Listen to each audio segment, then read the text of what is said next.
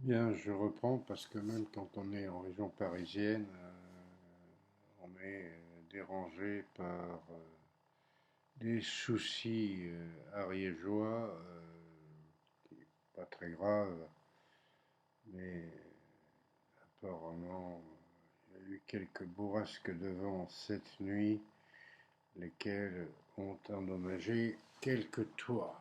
Donc, c'est un dossier dont je vais m'occuper en rentrant aujourd'hui en Ariège, après avoir traversé la France au volant d'un camion de déménagement, puisque c'était l'objet de ma venue ce week-end en région parisienne. Bien.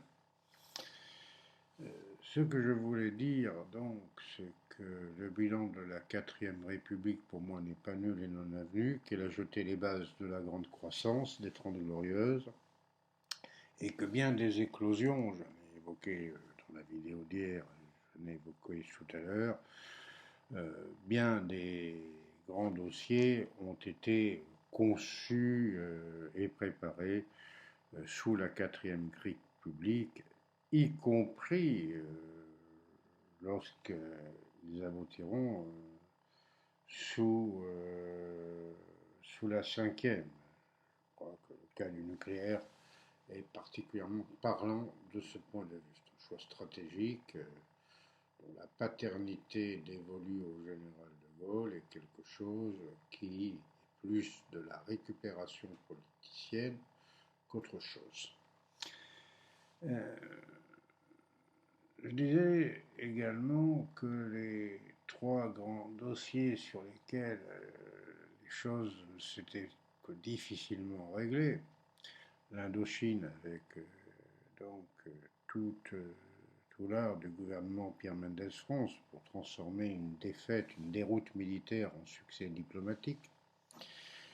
Euh, les difficultés de la mise en place de la construction européenne, je vais en dire un mot tout de suite, et l'affaire algérienne, laquelle va nous préoccuper très sérieusement pour quand même les semaines qui viennent, par son interaction en tout cas avec la société française, ne devait pas masquer ce bilan.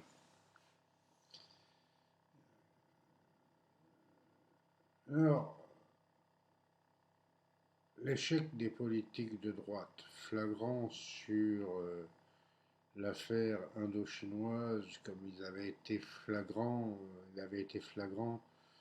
dans la gestion chaotique de la grève d'août 53, montre très clairement que cette droite française n'était pas préparée à l'exercice du pouvoir dans ces années-là, et que la conception d'une démocratie s'étendant jusqu'au social, qui était celle de la libération, était aussi quelque chose de particulièrement important pour l'opinion publique.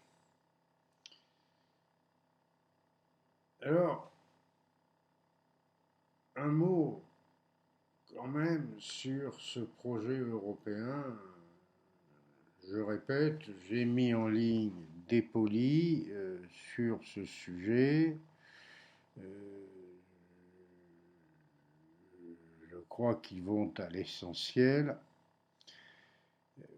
De quoi s'agit-il?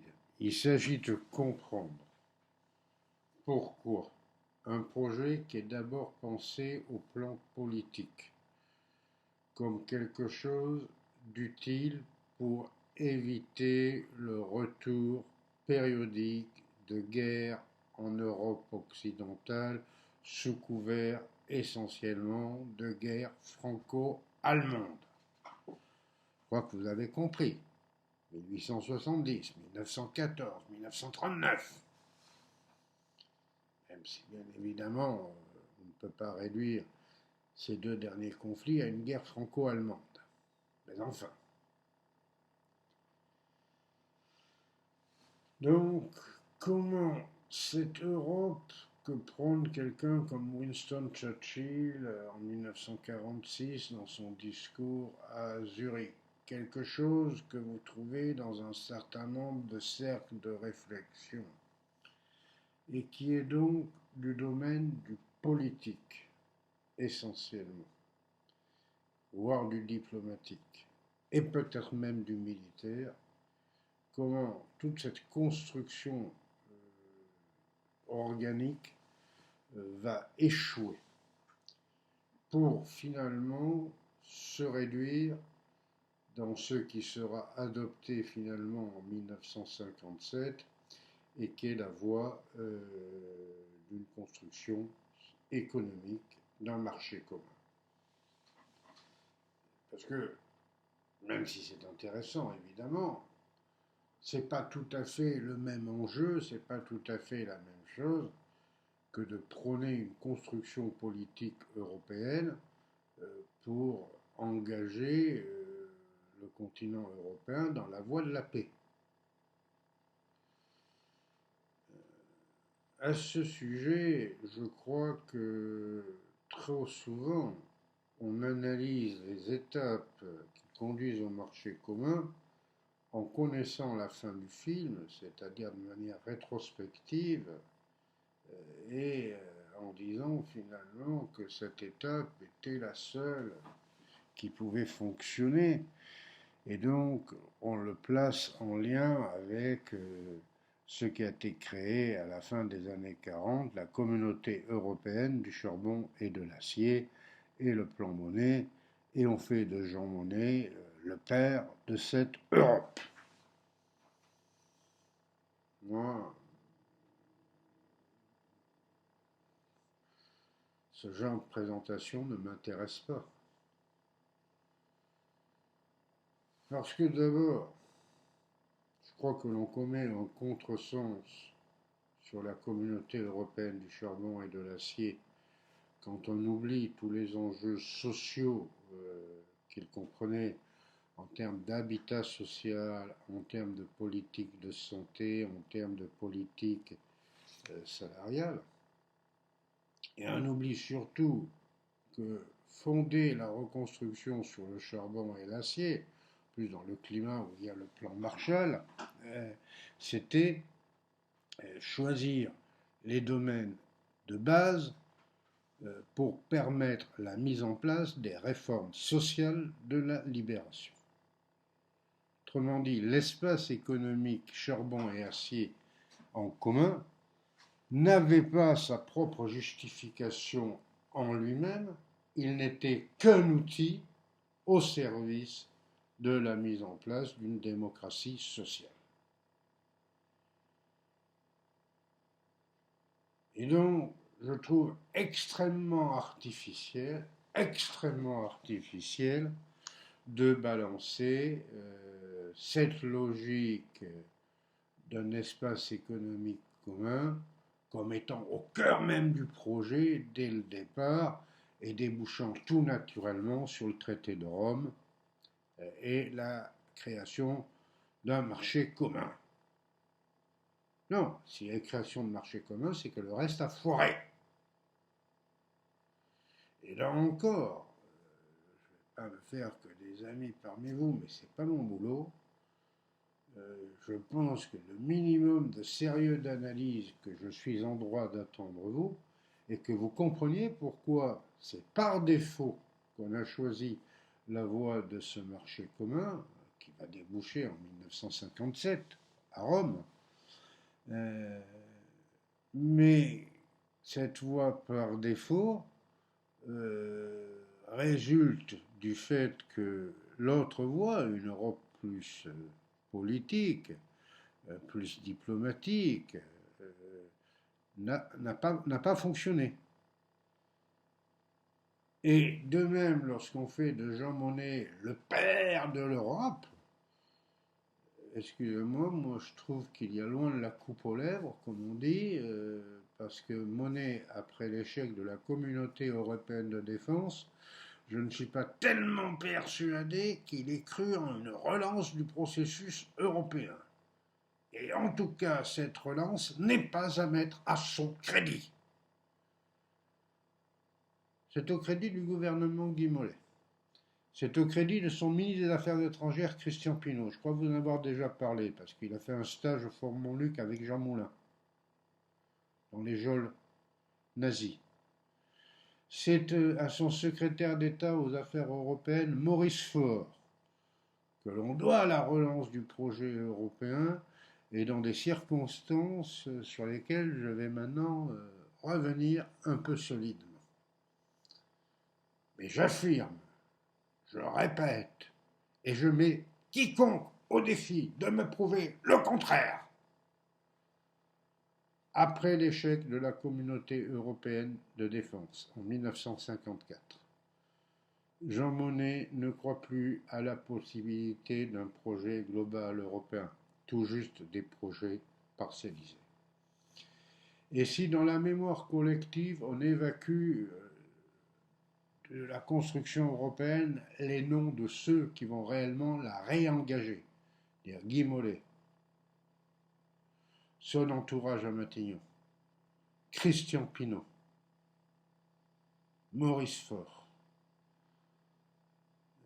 quelques hauts techniciens et hauts fonctionnaires travaillant dans ce chemin-là, c'est tout simplement parce que dans notre mémoire collective, rien, absolument rien de ce qu'a pu faire le gouvernement Guy Mollet ne doit mériter de recevoir le moindre éloge,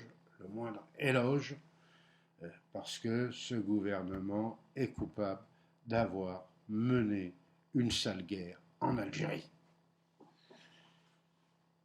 Et celui qui s'exprime devant vous a commis chez Fayard, c'est paru je crois en 2006, c'est déjà assez vieux, une biographie de Guy Mollet qui fait près de 1000 pages et écrite petite.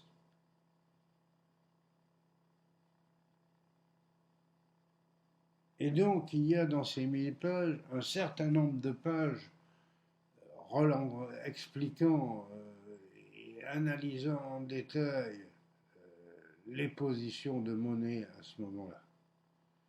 Mais comme Mollet n'est pas présentable, parce qu'il doit rester au nid pour cause de torture en Algérie, peut-être aussi de courte échelle au général de Gaulle en 1958, mais nous aurons l'occasion d'y revenir, alors on dit rétrospectivement Monnet, Monnet, Monnet. C'est pas par de pareilles approximations ou de pareilles âneries que l'on remplace la précision en histoire. Alors pourquoi ce projet politique a-t-il foiré?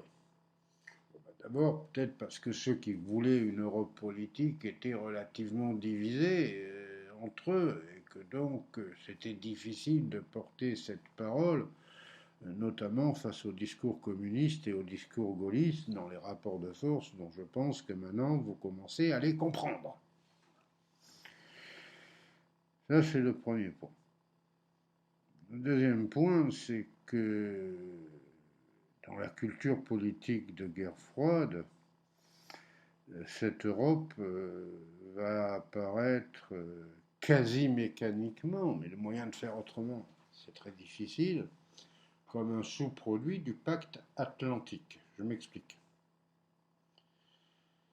Les 6 signataires de la communauté européenne du charbon et de l'acier, qui comme par hasard seront les 6 signataires du marché commun, dès lors que dès le départ, cette construction européenne sera viciée par l'absence des Britanniques. C'est difficile, les Britanniques, parce que quand ils n'y sont pas, on regrette qu'ils n'y soient pas, et quand ils y sont, ils nous emmerdent. Excusez-moi, dire la présence britannique au sein de l'Europe permet de déterminer les grandes étapes de réussite et de crise de cette Europe. On ne va pas revenir sur le psychodrame du Brexit ces derniers temps, et moi j'en demeure, je dirais, consubstantiellement et philosophiquement convaincus de manière acharnée qu'il convient de leur faire payer le plus cher possible, notamment en ovalie, en rugby. Fin de la plaisanterie. Non, le pacte atlantique. Il y a le pacte Marshall, le plan Marshall. Et il y a le pacte atlantique. D'ailleurs, moi, ça me pose un certain problème qu'après l'effondrement du mur de Berlin en 1989, nombre d'anciens États de l'Est européen de l'orbite soviétique vont d'abord rentrer à l'OTAN avant que de rentrer en Europe, dans l'Union européenne. Parce que si l'Union européenne c'est un substitut à l'OTAN, c'était l'un des éléments des ambiguïtés des traités sur la Constitution européenne en 2005, parce que ça change la nature, par exemple, du débat sur l'entrée de la Turquie ou pas. Si c'est une défense commune, etc., au nom de quoi voulez-vous que je me prive de la principale armée du nord du Proche-Orient, l'armée turque? Vous m'expliquez. Mais si c'est un substitut de l'OTAN, à quoi bon créer une Europe s'il y a déjà l'OTAN? Excusez-moi, ça me paraît quand même être évident. Et plutôt que de négocier avec les pays de l'Est européen désagrégés par l'effondrement du bloc soviétique des conditions économiques et sociales minimales et démocratiques, évidemment, qui auraient dû permettre une construction et un renforcement de l'idéal européen, là, vous avez d'abord le choix pour ces pays d'entrer, d'être intégrés à l'OTAN avant d'être intégrés à l'Europe. Moi, je ne suis pas très content, hein. C'est le moins qu'on puisse dire sur ces attitudes-là. Donc, peu importe, revenons quand même sur le climat de 1948-49, au moment où la déclaration Schuman engage ce processus de communauté européenne de charbon et de l'acier, le climat de guerre froide fait que les Américains vont proposer aux Européens un deal quant à la défense de l'Europe occidentale dans ce contexte de crise froide, de guerre froide. Pardon. Le deal est le suivant. Les Américains garantissent à l'Ouest européen protection nucléaire, et ce n'est pas tout à fait négligeable dans le sens où les Américains n'ont plus le monopole de l'arme nucléaire depuis que l'Union soviétique a fait exploser sa première bombe nucléaire au même moment. Et donc c'est plus un jeu, je veux dire, hégémonique, mais c'est un jeu qui commence à se jouer à deux et qui va donner naissance à toutes les théories plus ou moins évidentes à comprendre sur la dissuasion en faisant le pari de la rationalité que personne ne voudra d'une destruction mutuelle assurée. Voilà en gros comment ça fonctionne. C'est pas de ça dont je veux vous parler aujourd'hui. Mais enfin,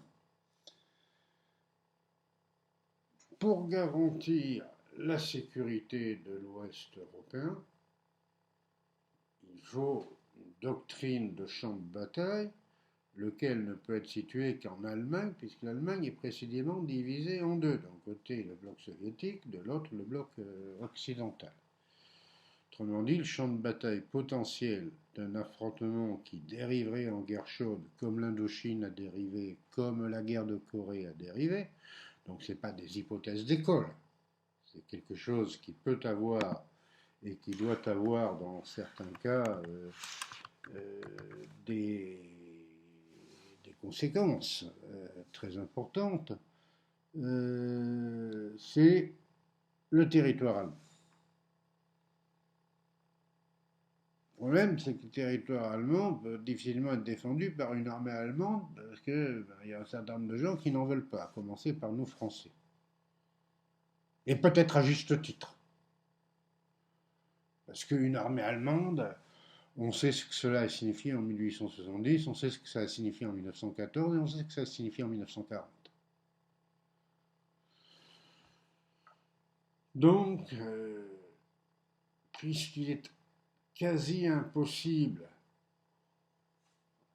de penser, n'est-ce pas, une remilitarisation de l'Allemagne en soi, les Américains vont proposer d'intégrer des contingents allemands, puisque par définition le combat potentiel aura lieu sur le territoire allemand, dans une armée européenne. C'est la grande querelle de la communauté européenne de défense. Et je répète, elle prend place au même moment où il y a quand même des affrontements paroxysmiques en Corée. Et en Indochine, c'est pas triste non plus. Quand je dis affrontement paroxysmique en Corée, il me semble quand même que les États-Unis sont accusés d'avoir diffusé sur la Chine le virus de la peste. Ce qu'on reproche au général Ridgway. Et l'un des militaires de haut rang les plus illustres de la guerre du Pacifique, le général MacArthur, est quelqu'un qui n'hésite pas à prôner l'option nucléaire contre la Chine, qui aide la Corée du Nord. Donc quand je parle de guerre un petit peu bouillante et brûlante en Corée, je ne suis pas dans une simple hypothèse d'école. On est dans quelque chose d'extrêmement tendu. Donc, pour ce qui concernerait un éventuel dérapage de la situation en Europe, après tout, c'est pas les années où il y a le blocus de Berlin?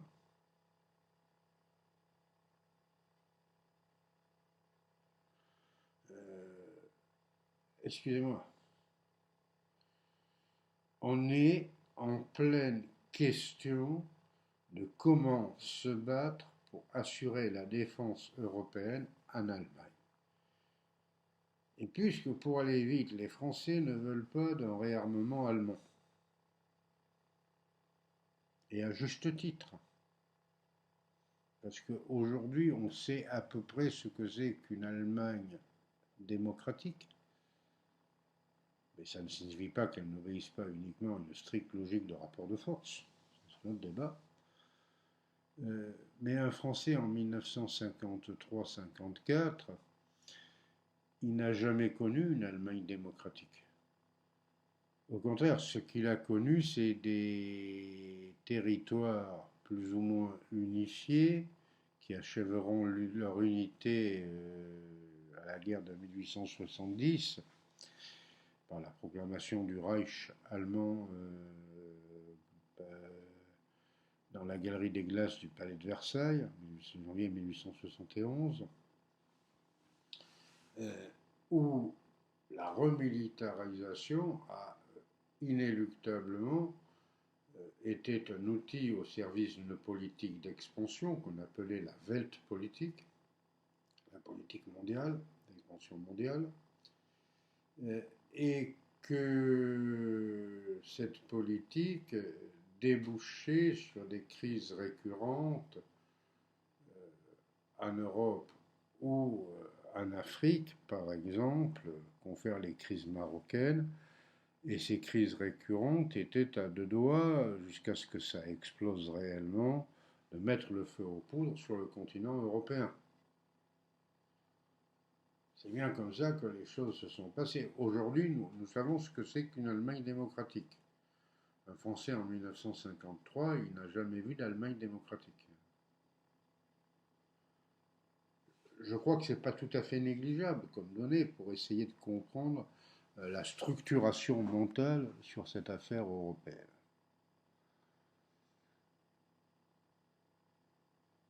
Et donc, les opinions publiques en Europe et notamment en France ne vont pas être prêtes à accepter cette idée d'une communauté européenne de défense que les Américains appellent de leur vœu et qu'ils n'hésitent pas à présenter comme nécessaire, faute de quoi ils sont prêts à couper le parapluie nucléaire. Et c'est donc toute cette période-là qui va entraîner une quasi-guerre civile virtuelle, intellectuelle en France. Parce que les gaullistes et les communistes sont contre. Mais un groupe comme le Parti socialiste, dont la direction politique a choisi autour de Guy Mollet d'être pour la communauté européenne de défense, va voir son groupe parlementaire, dans son immense majorité, voter contre cette communauté européenne de défense.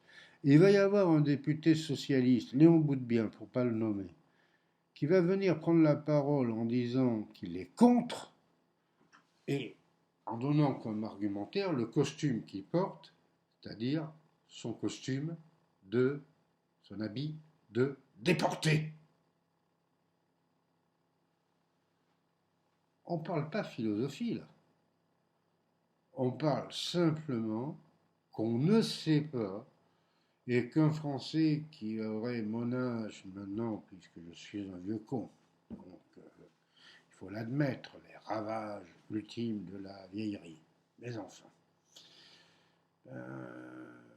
un Français qui aurait mon âge en 1953, quand on se pose la question de la communauté européenne de défense, ça signifie que très probablement son grand-père aurait connu la guerre de 1870, son père celle de 1914-1918 avec tout son cortège d'horreurs que je vous ai décrite aux premières semaines, et que lui-même aurait très sérieusement connu la politique de la présence allemande et de la France de Vichy entre 1940 et 1944. Espérons qu'il eût fait le choix de la résistance, mais ça c'est une autre histoire. Comment voulez-vous... attendez, excusez-moi. Au cas où vous n'auriez pas compris, lorsque ce projet de discussion parlementaire s'ouvre au Parlement, à la Chambre des députés, à l'Assemblée nationale à Paris, que s'ouvre au même moment le procès visant des éléments de la division SS das Reich, qui, au cours de sa remontée depuis le sud-ouest, n'est-ce pas, Toulousain, Montalbanais, passe par Tulle, accroche à des crochets de boucher des otages dans la bonne ville de Tulle, et continuant après Limoges à remonter vers la Normandie pour tenter d'enrayer les forces alliées qui ont débarqué, sont accrochés par un petit groupe de résistants au nord-ouest de Limoges et vont se venger sur la population civile d'Oradour-sur-Glane. Je dois rappeler ce qui se passe à Oradour-sur-Glane. Tous les hommes fusillés, les femmes, les enfants et les vieillards enfermés dans l'église et brûlés vifs. Eh bien, voyez-vous, c'est au même moment où l'on déballe la communauté européenne de défense au Parlement que s'ouvre devant la cour d'assises de la Seine le procès des responsables d'Oradour-sur-Glane. Et vous voulez que je vous le donne en mille? De quoi s'aperçoit-on lors de ce procès? C'est que les assassins d'Oradour-sur-Glane, ils sont en grande partie composés d'Alsaciens. De gens pour le fait donc que Strasbourg redevienne française était tombé 1 500 000 morts entre 1914 et 1918. Je ne discute pas philosophie là. Je ne discute pas théorie politique complexe et stratégie à billard à quatre bandes. Non, non, pas du tout. Point du tout. Je discute du choc dans l'opinion publique quand on s'aperçoit que les soldats qui ont massacré Oradour-sur-Glane de manière ignoble,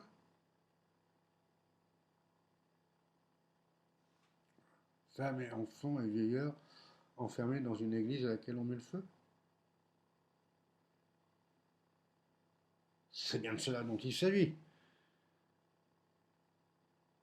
Je ne sais pas si vous êtes allé vous balader de temps en temps du côté d'Oradour-sur-Glane, mais pour ceux qui sont allés, on n'a pas spécialement envie de rigoler quand on est là-bas.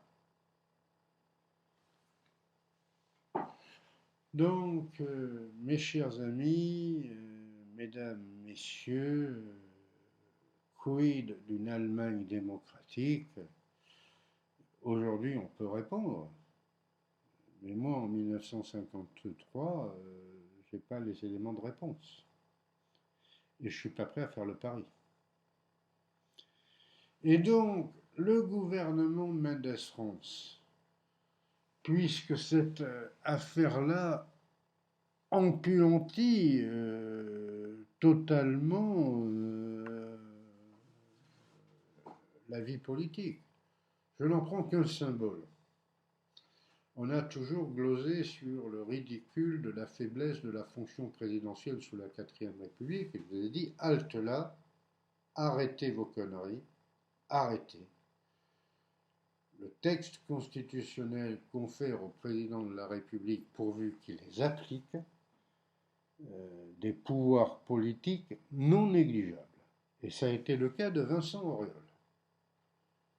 Vincent Auriol est avec Paul Ramadier et Léon Blum celui qui tient la baraque en 1947 et qui joue un véritable rôle politique majeur.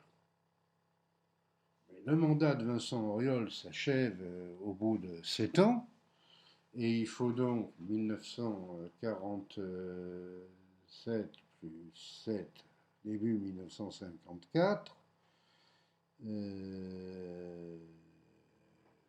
désigner son successeur. Excusez-moi, on va choisir le plus con. On va choisir celui qui n'a aucun charisme, mais qui a un bénéfice fondamental. Ce sera René Coty, donc tout près de René Coty, l'avenue René Coty, qui est donc qui a donné son nom à l'avenue qui va d'Enfer Rochereau jusqu'au parc Montsouris. René Coty. Pourquoi on choisit René Coty? Parce que le clivage est tel entre ceux qui ont voté pour la CED, les cédistes, et ceux qui ont voté contre la CED, les anticédistes, que la ligne de fracture est irréconciliable.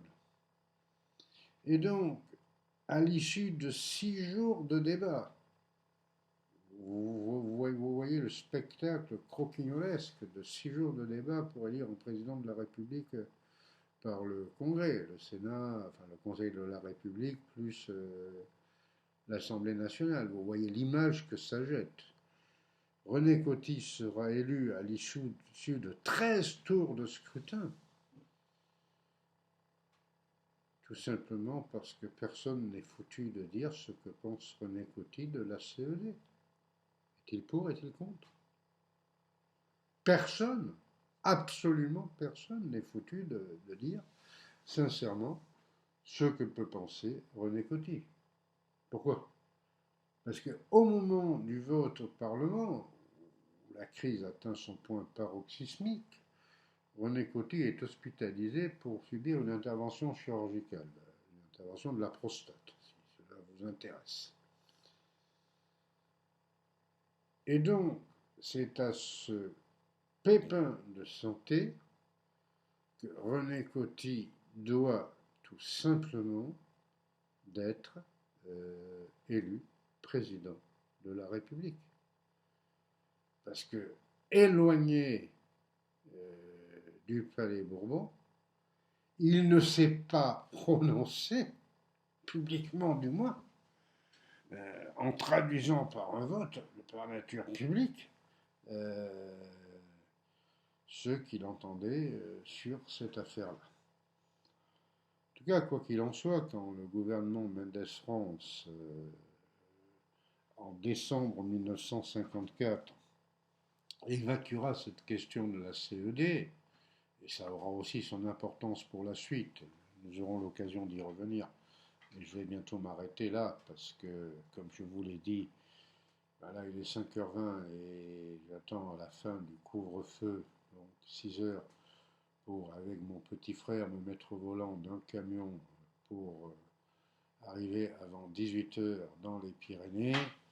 Et je dois vous avouer que conduire un camion, autant que conduire une voiture, tout ça, oui, ça, bon, pourquoi pas. Quoique ça me fait de plus en plus chier à mon âge, mais conduire un camion, là, bon, enfin bref. Voilà. On emmène des expériences tout à fait passionnantes à tout âge. Fin de la parenthèse. Non, le gouvernement Mendes France, en décembre 1954, va évacuer ce débat en posant une question préalable, une technique parlementaire basique, et on va évacuer le débat. Quelqu'un comme Jean Monnet est effondré. Pour lui, on a raté l'occasion de transformer les politiques factuelles autour de la CECA en politique plus générale, favorisant, n'est-ce pas, la construction de l'Europe, d'une Europe politique. La relance du processus européen, c'est le gouvernement Guy Mollet. Et je dois dire que ce gouvernement Guy Mollet mérite, de ce point de vue, probablement beaucoup plus de respect. Mais que voulez-vous, vous n'allez pas accorder la moindre parcelle de respect à quelqu'un que vous présentez comme étant essentiellement responsable des dérives de la guerre en Algérie. Voilà, je m'arrête là pour aujourd'hui. Je vous souhaite de bonnes journées et je mettrai en ligne, mais ça doit aller beaucoup plus vite parce qu'elles sont déjà prêtes, des vidéos sur l'impact sur les années suivantes. Je vous souhaite une bonne journée, bon courage et donc à très bientôt. Au revoir.